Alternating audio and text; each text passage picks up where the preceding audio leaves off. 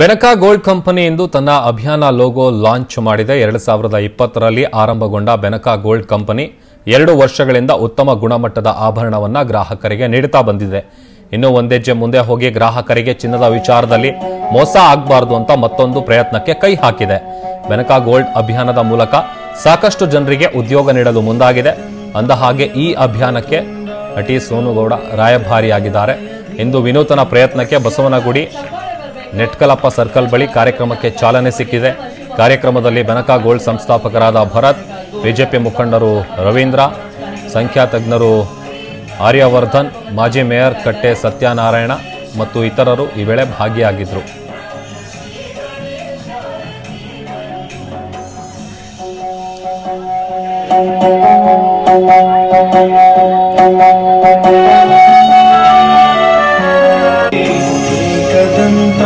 वक्रतुंडाय गौरीतनयाय धीमहि ಚಪ್ಪಾಳೆ ಬರಬೇಕು।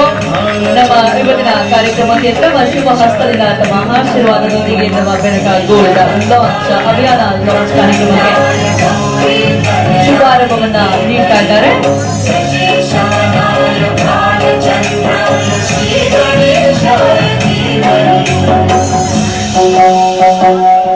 ಇದು ಬೆನಕ ಗೋಲ್ಡ್ ಕಂಪನಿ ಇವತ್ತು ತನ್ನ ಅಭಿಯಾನ ಲೋಗೋವನ್ನು ಲಾಂಚ್ ಮಾಡಿರುವಂತಹ ಕ್ಷಣವನ್ನು ಗಮನಿಸ್ತಾ ಇದ್ದೀವಿ। 2020ರಲ್ಲಿ ಈ ಒಂದು ಕಂಪನಿ ಆರಂಭ